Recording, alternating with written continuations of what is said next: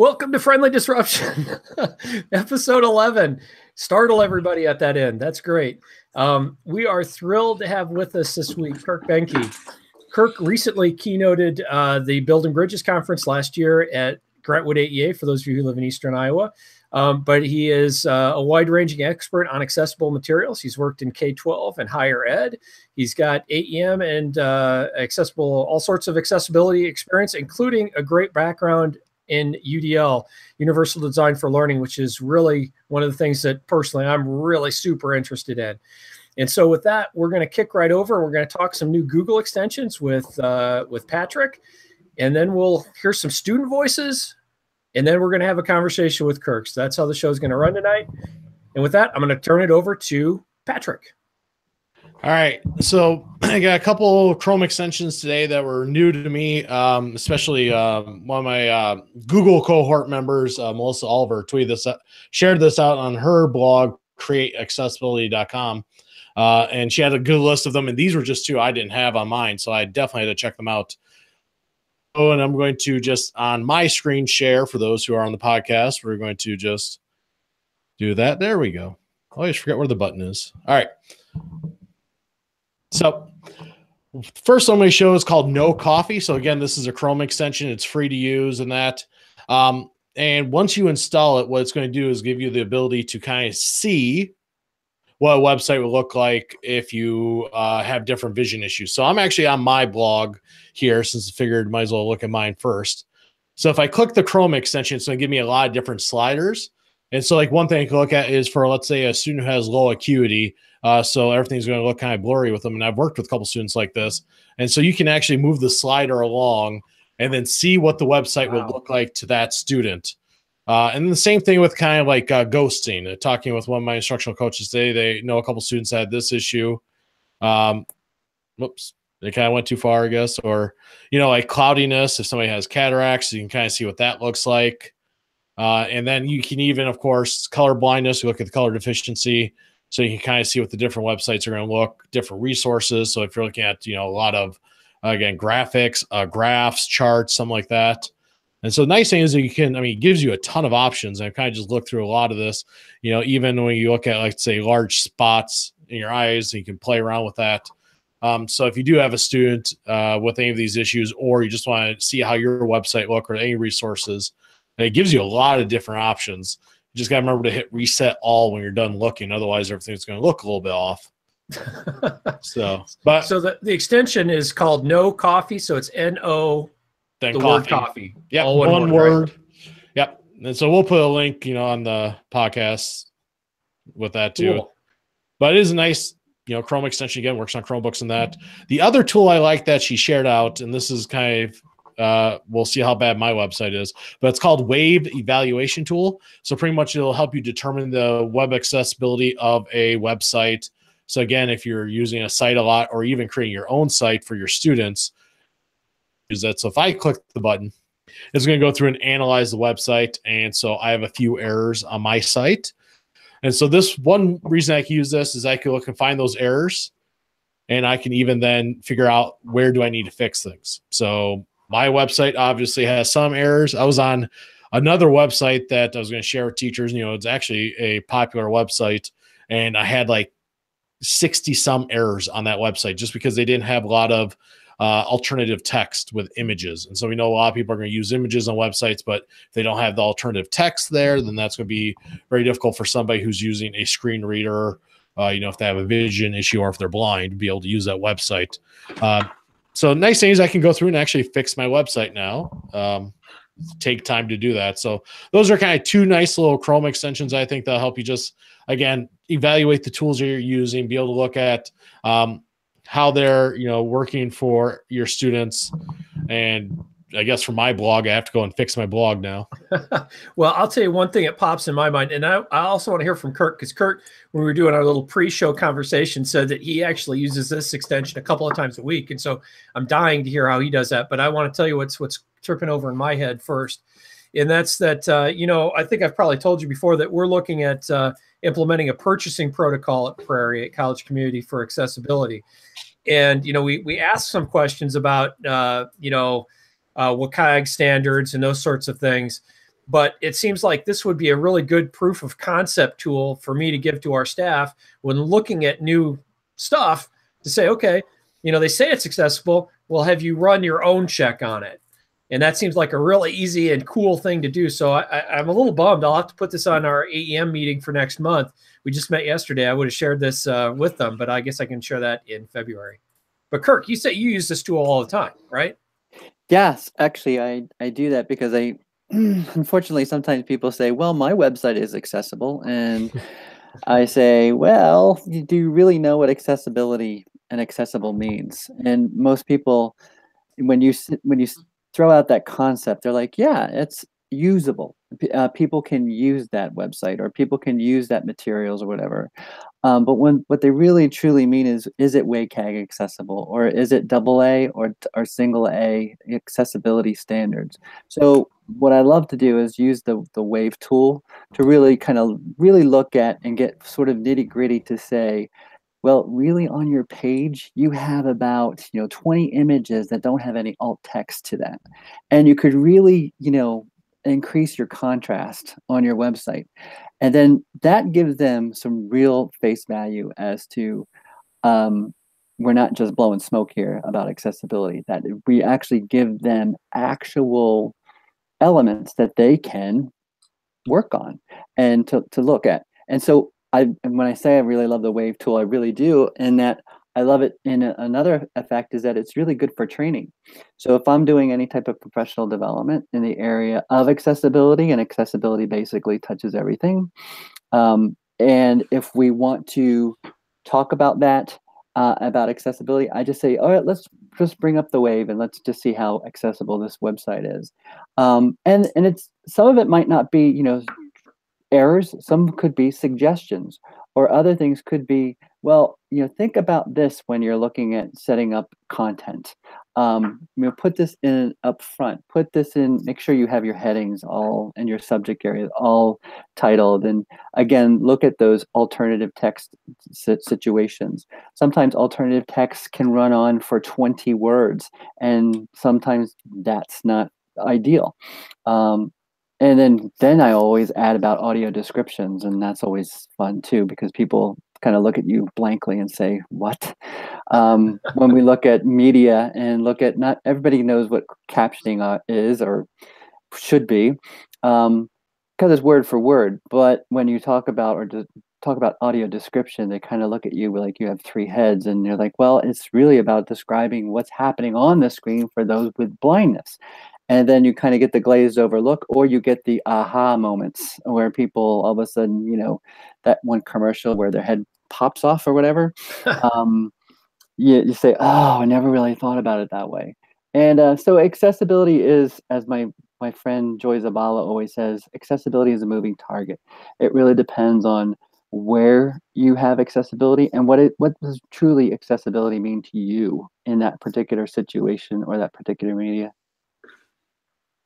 Yeah, the WAVE tool. Thanks for sharing that, Kirk. I think that's really important. In my experience when I was at the department, we had a lot of school districts across the state come and say, it was during that time where a lot of folks were going to trial about not having accessible websites for school districts and other entities that use federal money.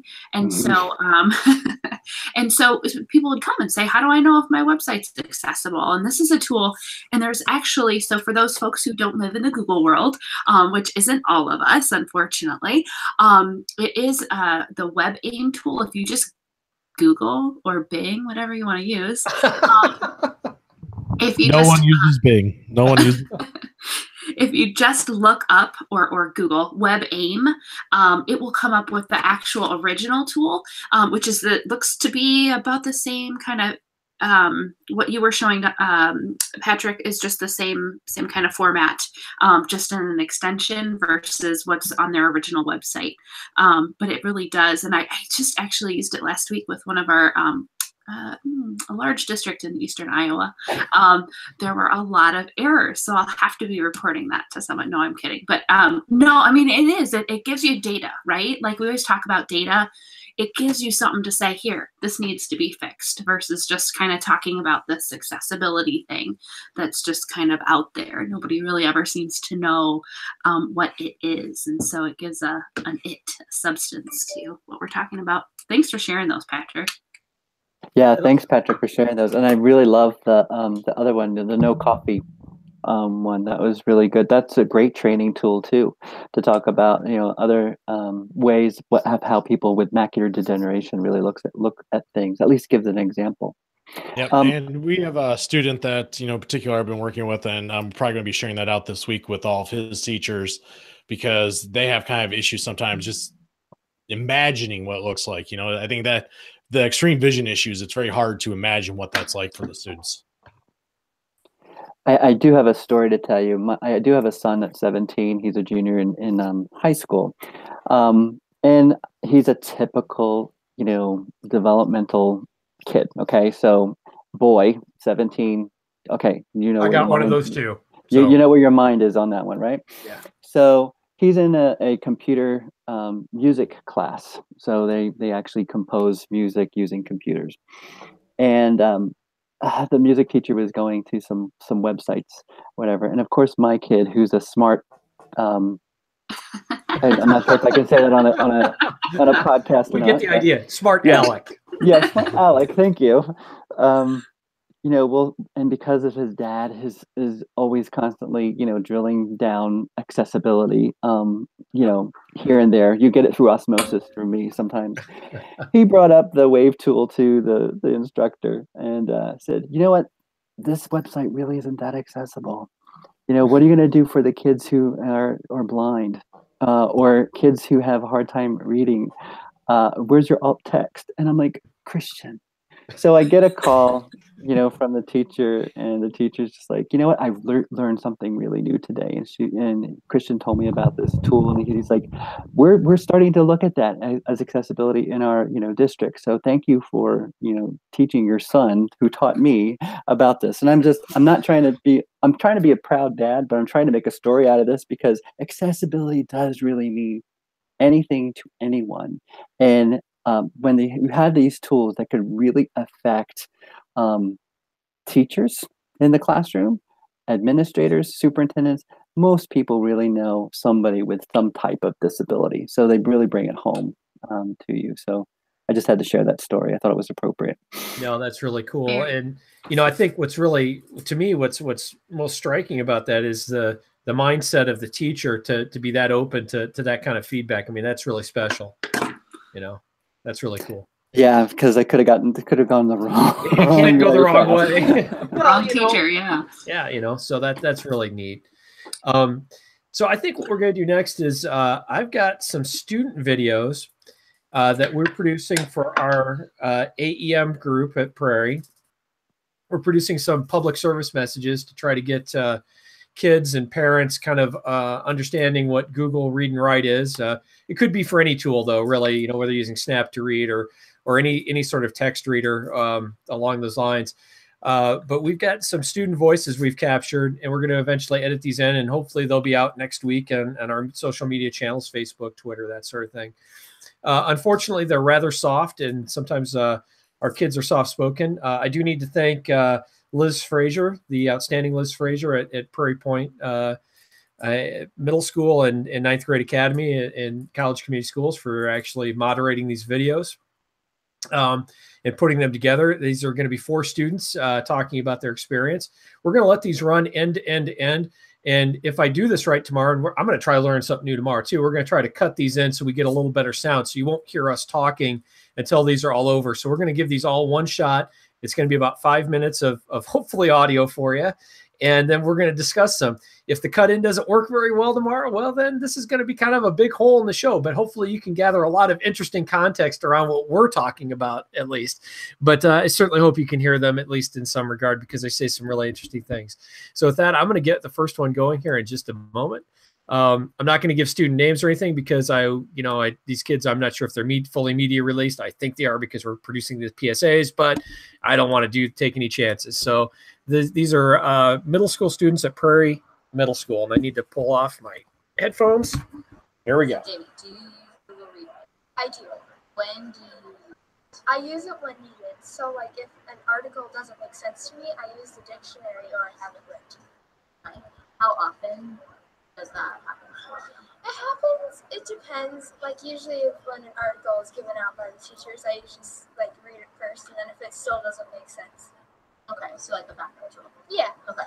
Are there any features on Google Rewrite that you don't use at all? There are some like the predictor or whatever. Yeah, I don't. That one. Are you a fast typer? Yeah. So that kind of would make it in your way. Yeah. Okay. Do your teachers encourage you to use Google? It depends. Usually, if there's an article that they already know is pretty challenging, they say like, you should use Google Reader or something. My last question would be: have they shown you how to use it in your class, or do they just say it's a tool that's good? They've shown like certain like features of it. They haven't like done like a full like, tutorial on it, but they've shown me like certain things. Thank you. Here's our second video.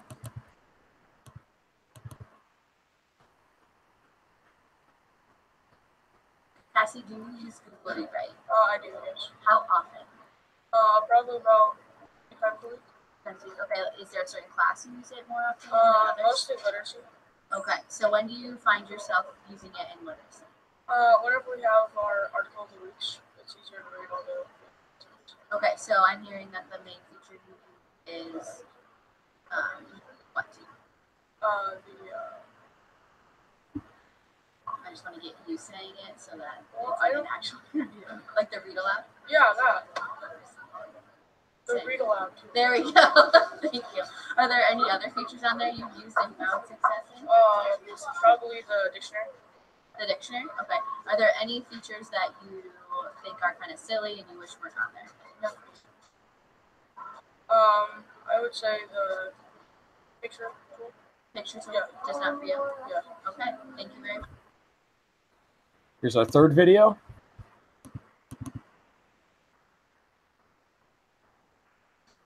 David, do you use Google Reader? Yes, I use Google Reader. When do you use it the most often? I use it in all my classes. Okay, so literacy. I use it in literacy, I use it in math, I use it in science. I use it in all my classes. Okay. What features on Google Rewrite do you use most often? In Google Reader, I use voice to text and having it read to me. Okay. Can you explain what speech or voice to text means? It means I can voice to text means I can read into it, and then it types it out for me. Okay. Are there any features on Google Rewrite that you think are silly or you don't use? There's no feature that I really think is silly or that I can't use because I've used them all at one point or another. Okay. Can you tell me about a time that you have used maybe the highlighting tool or word prediction? So I had, for an example, I have had an article of the week that I've had to do, and then if I think I'll forget a piece of text, I will highlight it. Okay. Remember to go back to it and use it. Yeah, so I can remember that I'll go back to it. Anything else you want to add about Google Rewrite that doesn't fit the question I asked? No, but it's really helpful for me. In our final video.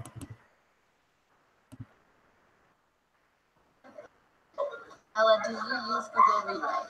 Yes, I do. Okay, what classes do you use it the most often? Probably literacy. Okay, and when in literacy do you find yourself using Google Rewrite? And it's helpful when you can highlight like text evidence. Okay, can you tell me more about how you use that for text evidence? Like it has different colors that you can highlight in the article so that you can like remember that you highlighted that. Okay, and then you like kind of collect your highlights. Yeah. Awesome. Have you ever used it in any other class? Okay. Any features on there that you think are kind of silly or you've never used? The one where it like reads everything to you. Okay, that's just not for you? Yeah. Awesome, good to know. Have your teachers ever shown you how to use some of the features, or do they just tell you, hey, it's there, you should use it? Yeah, they showed us how to do the highlighting and then how it compiles it all into a document.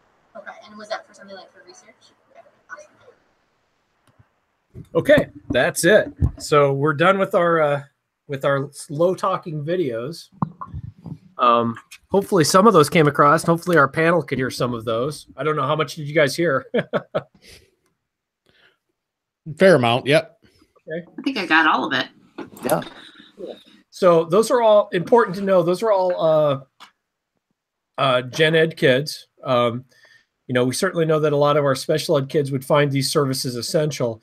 But the point we're trying to make, and I'm sure I can't remember if I ripped this off of Kirk at some point, but essential for some, good for all. That's kind of the mantra. And I don't know, if that's a representative sample. We're trying hard at Prairie to get those tools out to be used by all kids, and with the hope that at the end of the day, it feels like a preference and a strength-based choice rather than trying to, smash a square peg in a round hole, that sort of thing. I don't know. What are your reactions? I really liked the interviewer and the questions that she asked, because she also asked about what tools you didn't use and why. And it was really interesting to hear the students know that the tool existed, but they still didn't use it. So to me, that was really enlightening, because then it really shows that the student do know what tools are available to them, but they just choose not to. And that's a great way to empower your students, so that you're not saying that you have to use all of these tools in order to become successful, that you need to use just the tools that you need in order to help you and support you in your educational task. Yeah, ideally, I think all of our students should know all the tools are available to them and know how to pick the tools that best fit their individual needs. Well, and I think that's what the students did beautifully. And for me, it always goes back to, and depending on what framework or whatever you're coming from, in UDL, it's an expert learner. If you're talking, Hattie's work and all that stuff, and Marzano and all that stuff, you're talking about a visible learner or 21st century learner, whatever it is. We need our kids to be knowledgeable about what they need to be the best learning and get the best outcomes for themselves. And these kids are students, are the most, they could talk about it. It's not like walking the walk, or it's not talking the talk and not walking the walk. It sounds to me like they're expert learners, but also to get those students to the point where they know what tools to pick. It sounds like their teachers are expert as well, which tells me, kudos to Craig and his leadership team, that they've got an expert system. They're supporting their teachers and their learners enough so that they can make informed decisions about the tools that they need to be most successful. I was so impressed. Well, let me qualify that a little bit, because I also saw that we did a Google survey with some of our kids at that same building, and we had responses on that survey like, "Why do I need Google Read and Write? I already know how to do that."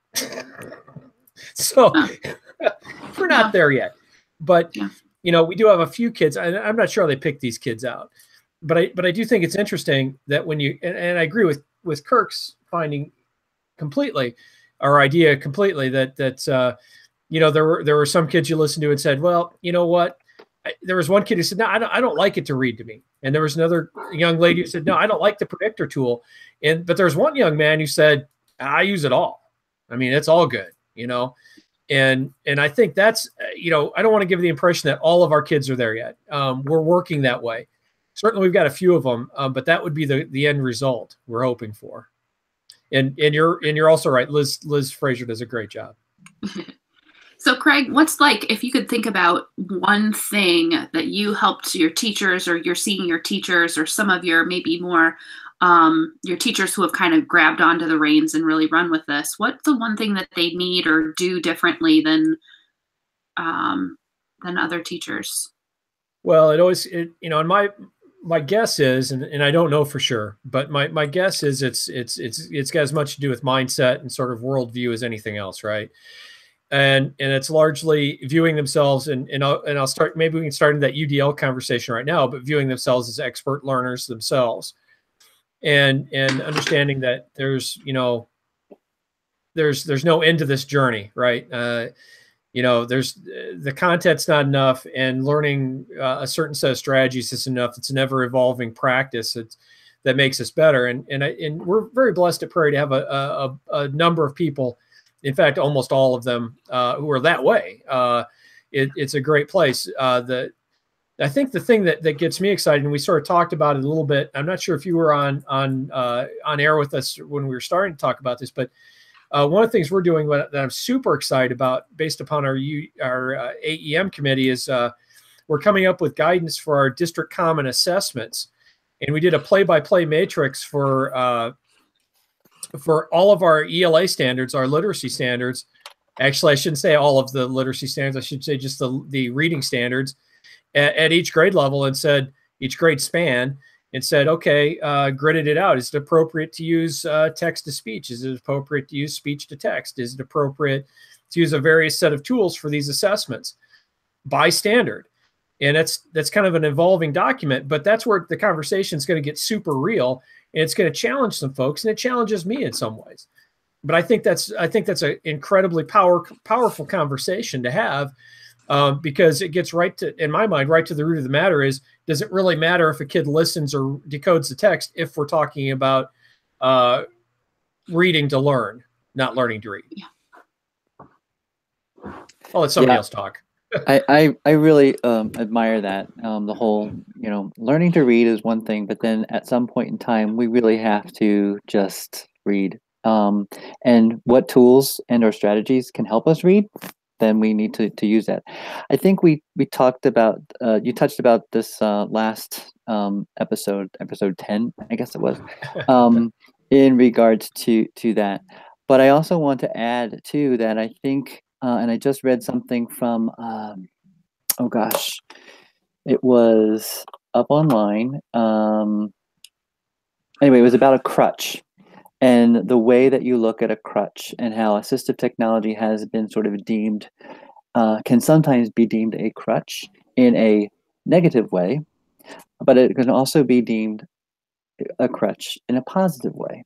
So when we look at how we look at assistive technology as sort of a support to gain access to a task and to be successful at that task, when do we take that crutch away?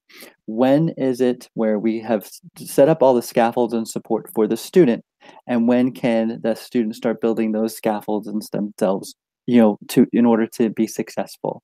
Do we then take away those supports that are needed? Sometimes we can, sometimes we can't. It all depends upon the nature of the disability, and also depends on the nature of the task at hand. But in a positive and negative way, we need to look at how assistive technology can support our students in a variety of ways and settings. I know that Maggie's shaking her head, so she wants to say something.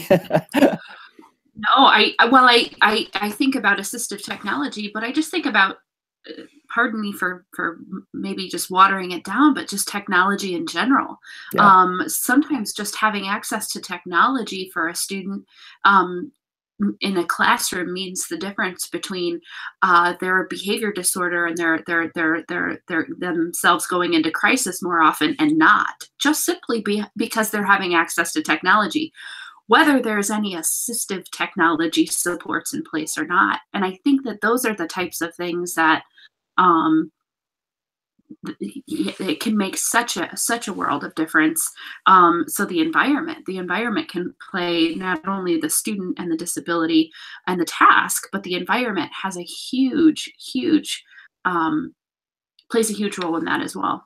Yeah, Jamie Martin was the one that actually posted something that was a response to an article in regards to how people see assistive technology as perhaps a crutch. And Jamie is much more well versed at saying this, and his response to the article was just really something that I thought was something really think about, that it's, we always look at crutches as a negative, but also crutches can be as a positive. I mean, what if you're not going to take a crutch away from a person who's being ambulatory using one leg? I mean, they're never going to be able to be successful in the environment using one leg unless you jump the whole time, but then you can cause a secondary disability. So they're always going to have to use a crutch because it's just physics is what it is. So, you know, why not have those crutches available in a positive way to be independent and to make those individual choices and also to be empowered yourself. Yeah, I mean, I've actually heard that from some teachers when we talked about accessibility tools, and it blows my mind, you know, how they view it as a crutch. And I think I almost put the same thing in a blog post on my site, but, you know, I go back to like when I was a student with my hearing aid, you think that's a crutch. I mean, I don't see a difference between that and maybe a speech to text tool for a student. I see them in the same exact light, just because they're both needed to learn. You know, one of the things, and I was telling this to Patrick and Maggie a couple of weeks ago via email, because I'm really interested, getting really acutely interested in UDL philosophy. I picked up UDL Theory and Practice by Cast, and I think I told these guys, you know, it's kind of like, why haven't I? How is it possible I haven't read this before? Because the first couple of chapters were like the bibliography of my professional career up to this point. You know, all the source material of Etienne Wagner and Damasio and Dweck and all these people I've been reading for years. But one of the things that really stood out in that book to me, and we actually talked about it in my AEM meeting yesterday, was that, you know, we think about disability as, you know, this sort of deficit, and yeah, that's true. But there are times when, depending on how you frame it, you can flip that deficit into a positive, right?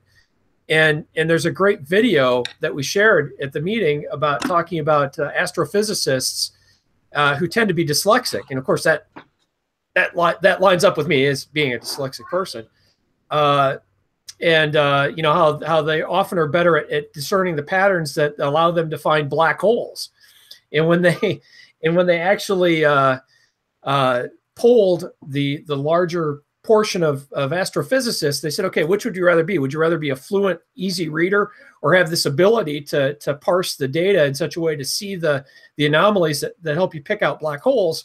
Overwhelmingly, they wanted the anomaly rather than the reading ability.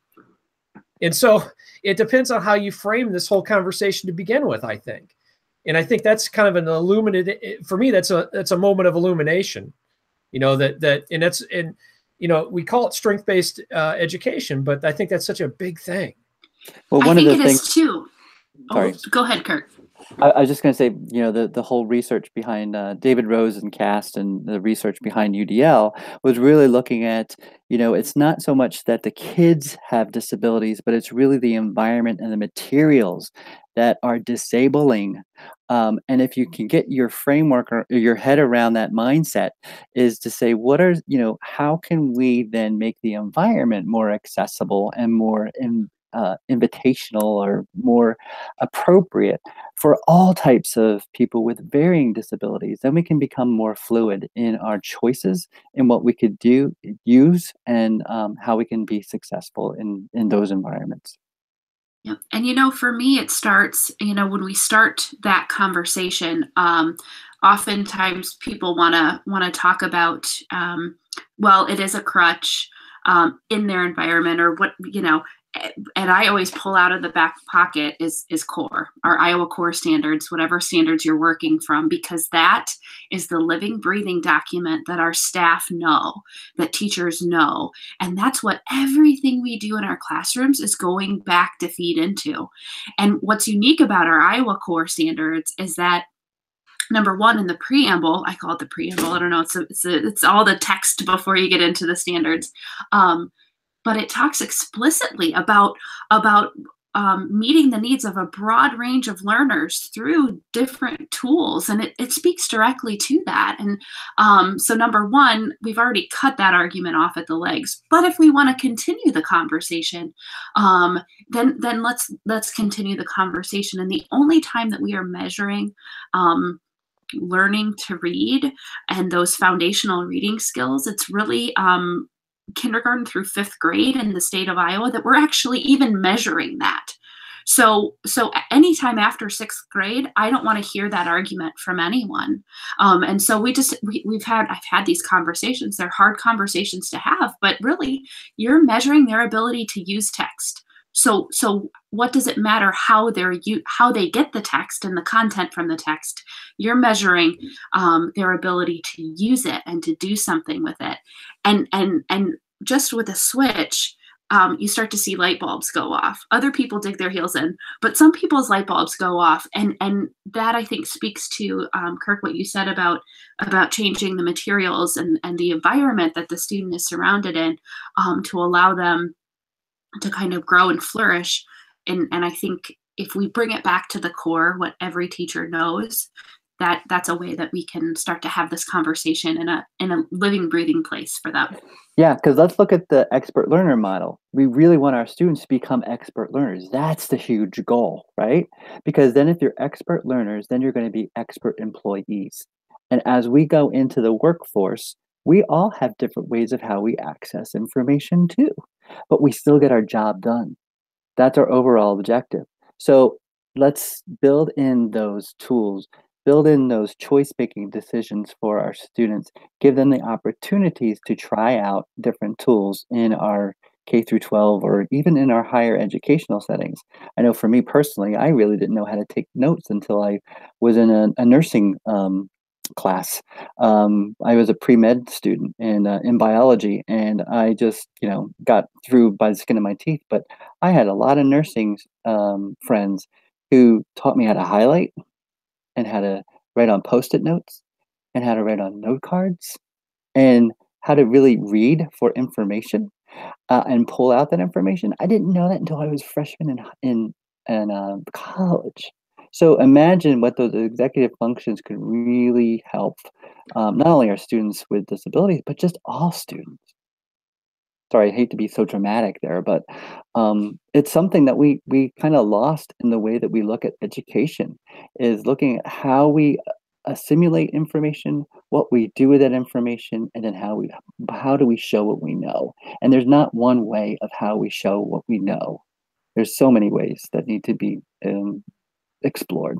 So, Kirk, talk to me a bit about, because I'm going to lead you here, because I have strong opinions on this too. Talk a little bit about what the implications are for that line of thinking and the relationship between pedagogy, the art of science of teaching, and content knowledge. Sure. I mean, there's so many ways that we can go on this and looking at that. I mean, traditional education has basically looked at how do we teach? Let's look at the classroom and let's think about how we are teaching. What's the information? What's the content that we're giving to the students? And then how are we going to then assess them? Because we're going to assess them the way that we learned as teachers, because that's traditionally what we do, and that's traditionally how we work. And it's a type that it's typecasting, if you will. I'm using that term loosely, but as teachers, we kind of tend to gravitate towards how we learn, and that's how we teach. But if we can provide various options and choices and flexibility in the way that we not only represent material to students, but how we can have them act upon that information, and then how they can show what they know about that information and use variable ways of doing that. And, setting up rubrics, setting up different ways of, for grading. I mean, grading is huge in UDL environment, because you're stuck, unfortunately, in a system that exists, and you still have to do those summative assessments at the end of the year, towards the end of the year. And so we're kind of stuck in that, but that doesn't mean that we need to stay there. What we really need to do is really find out what things are happening in the real world. I know I refer to my son, he's a junior right now, and we're looking at colleges, and colleges, for acceptances, they're not just looking at SATs or ACTs or your GPA. They're looking at what you're doing in the community. They're looking at what are the other things that your well-roundedness, how you're getting along with people. What are your social skills like? What do you do on social media? Yikes. Those types of things that really do make up the whole person. So it's not just GPA. So if we can take a hint from higher education, that's what they're looking at, which then took a hint from what employers are looking at. Employers are just, you got a degree, great.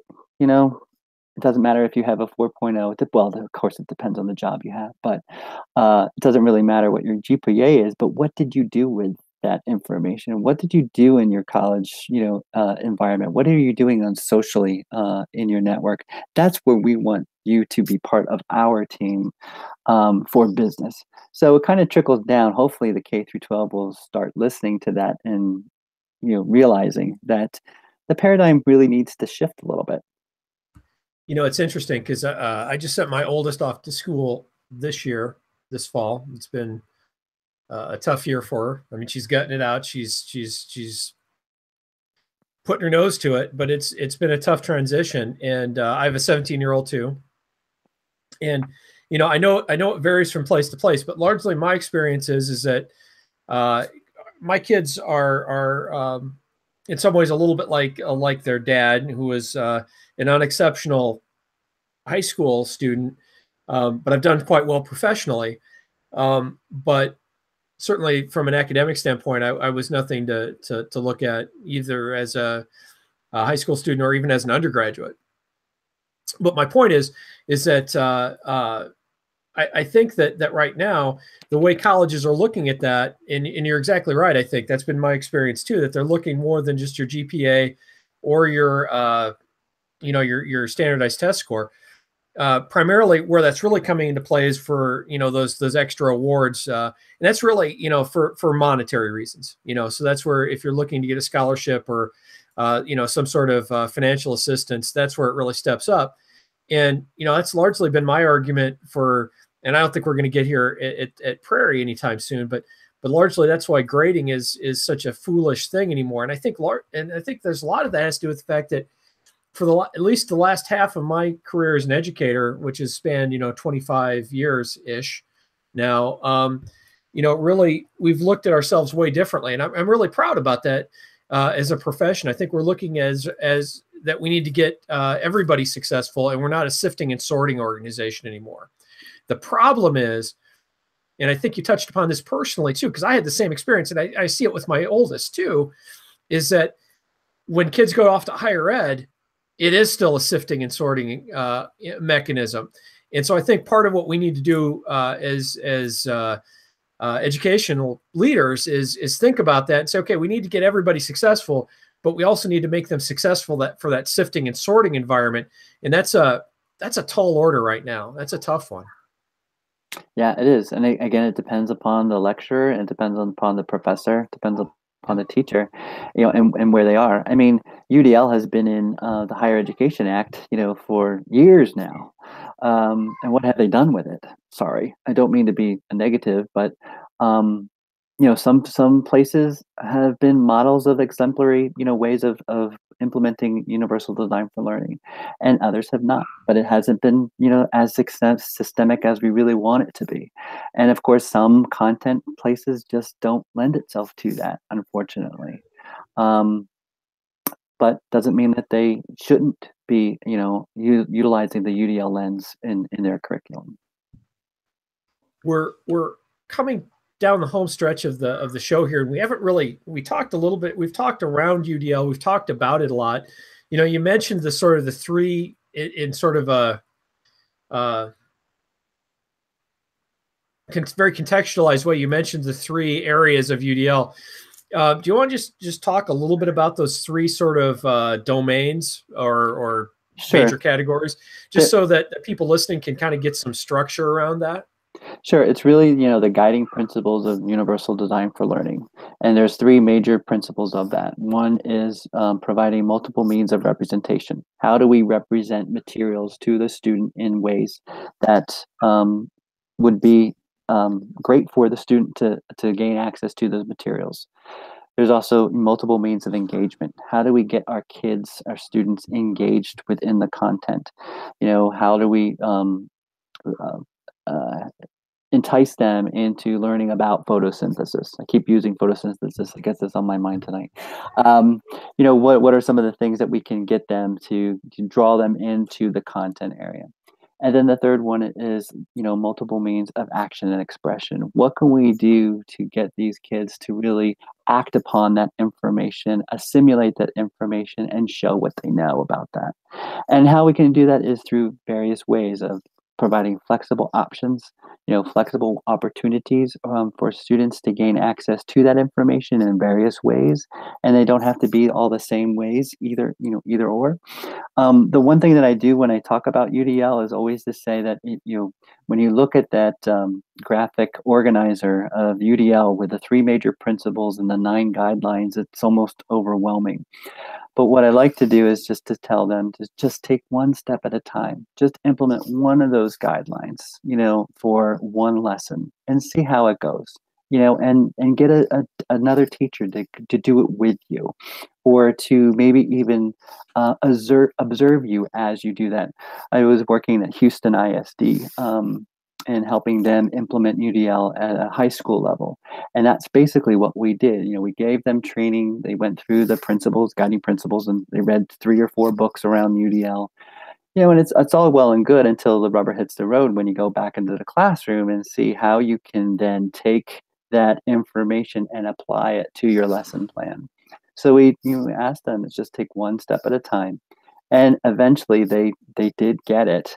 They've been doing this for 3 years, and that was through Region 4 Education Service Center at Houston ISD. It took a while, but even the buy-in and the principal himself will say this too. He thought that it was another initiative in the beginning, and it's a very initiative-rich school. And so he thought, yeah, sure, bring on UDL. And then halfway through the year, he realized that Universal Design for Learning is really about first instruction. What do we do about how do we provide that information in engaging ways? How do we represent it in multiple ways? And how can these students act upon this in various ways? And then all of the other initiatives around the center of that first instruction, Universal Design for Learning, all around supported UDL. So that UDL was really the mainstay of how you look at curriculum.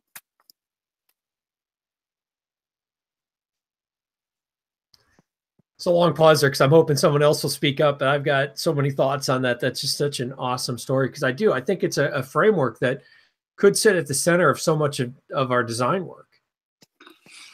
It just brings me back again, and I shared it last time, but just that quote, a high tide floats all boats. And when you can think about instruction in that way from the get-go, then everything else just kind of falls in line. And we're creating an environment to make students look and feel successful from the get-go. I think you're gonna, we experience so many barriers in the world of education. This to me is like a bulldozer. It just takes away a lot of those barriers that we as educators feel every day.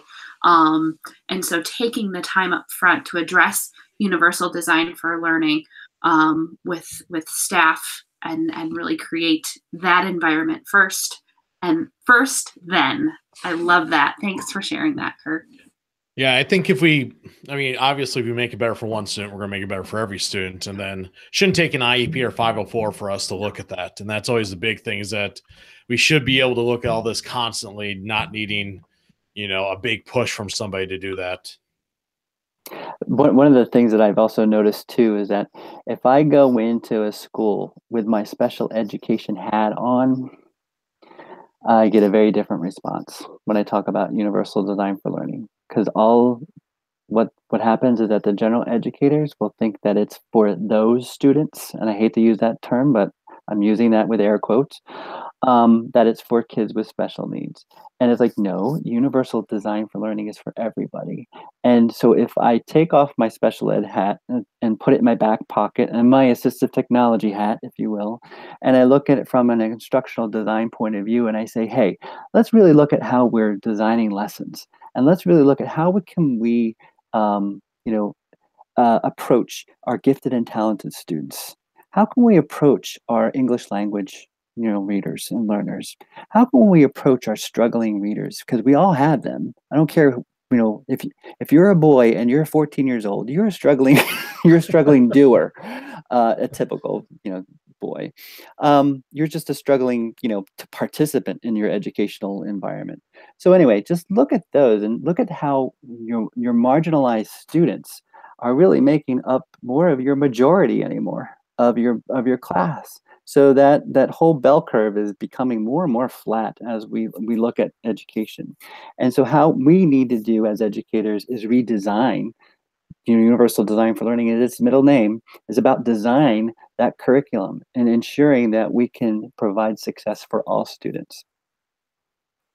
God, that's so awesome, because that's Prairie's vision statement: success for all. You just nailed it. You nailed it. So, but I, I'm gonna give my parting shot, and I'll give everybody else a chance to chime in. First of all, Kirk, thanks so much for joining us tonight.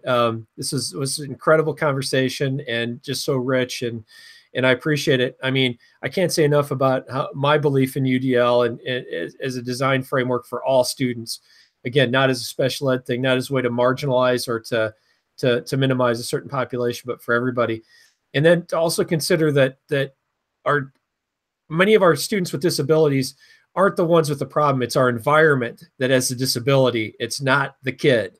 And I think that's such a powerful shift in how we need to think about designing learning in our environments for kids. I think that's something I would love to see happen over the next few years as I finish up my career. I'll give someone else a chance to finish their parting shot. My parting shot is that it's not just the curriculum; it's also the environment. So relook at your environment. If your desks are all in a row with tables and chairs and no other alternative seating or other alternative ways of getting your kids to be engaged in a book or something like that. Not everybody sits in a 90 degree angle seat to read. We have to have flexible options. Even flexible classrooms. To really just see UDL in action, because everybody wants to see UDL in action, but sometimes it's not easy to see in content areas. But if you give them flexible options and having discussions and, actual that learning piece, that's what UDL is really all about. And just getting those kids to become expert learners. Voice and choice, as we say. Someone else. Well, I like to talk about gamification a whole lot, and so video games are always kind of in my mind. But if like into a video game level, we need a design so that all different character types can be successful, not just the one type where we know we can buy all the loot for, max them out of the stats. It really needs to be so any one of the player types can be successful. I'm going to play World of Warcraft after we're done here, right? You guys. And I'm gonna have a drink. Sorry. Ditto. My last words. I over the last, my whole career, I've just been like whittling this kind of theory in my head about all this stuff, and more clarity every day comes to surface. But tonight was definitely an opportunity to see more clearly the vision and the thought process around what is accessibility for all in learning and universal design. And I'm just really, there's always a lot of work to do, but I'm so jazzed. And thank you for the conversation, because it's been great. Thanks. Thank you. So, thanks to everybody. And we're going to wrap up our 11th episode. We'll be back next month with our 12th, it's a little over a year anniversary, but it'll be our 12th show. Thanks again for listening, and we'll hope to see you next month.